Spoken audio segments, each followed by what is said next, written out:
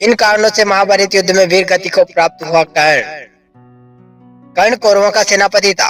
महाभारत युद्ध के 17वें दिन कर्ण का वध अर्जुन द्वारा दिव्यास्त्र चलाने से हुआ, परंतु कर्ण की मृत्यु का कारण केवल अर्जुन द्वारा किया गया दिव्यास्त्र का वार नहीं था।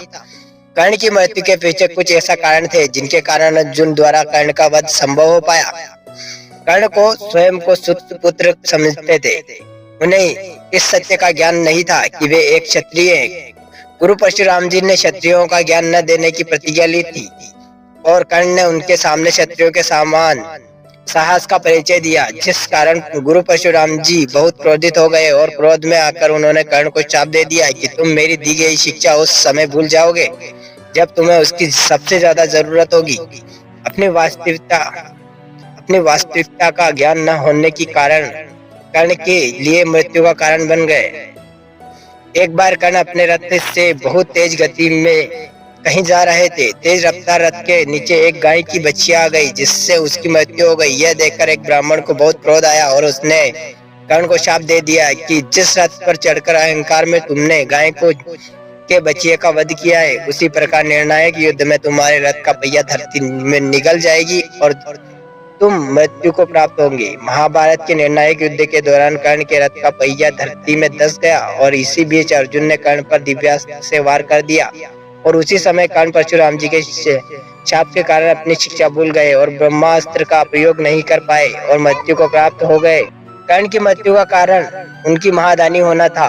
कर्ण हर दिन सूर्य देव की आराधना करते थे।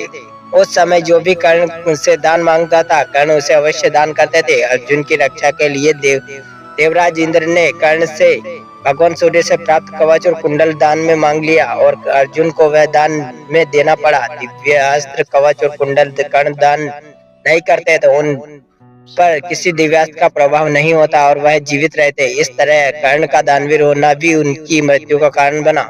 कवच और कुंडल दान करने के बदले में कर्ण को देवराज इंद्र से शक्ति बाण मिला था। इसी बाण का प्रयोग कर्ण केवल एक बार कर सकते थे, इसलिए कर्ण ने इस बाण को अर्जुन के लिए बचा कर रखा, परंतु युद्ध में घटोत्कच कौरवों पर भारी पड़ रहा था। इसलिए दुर्योधन ने कर्ण को घटोत्कच पर दिव्यास्त्र से वार करने पर विवश कर दिया। अगर ऐसा नहीं होता तो महाभारत के युद्ध का परिणाम कुछ और ही होता। कर्ण की मृत्यु के पीछे एक बड़ा कारण स्वयं भगवान श्री कृष्ण थे, जिन्होंने इंद्र को वरदान दिया था कि वह महाभारत के युद्ध में अर्जुन का साथ देंगे और सूर्य के पुत्र कर्ण पर विजय प्राप्त करेंगे। कर्ण युद्ध में दुर्योधन का साथ दे रहे थे और दुर्योधन एक अधर्मी था।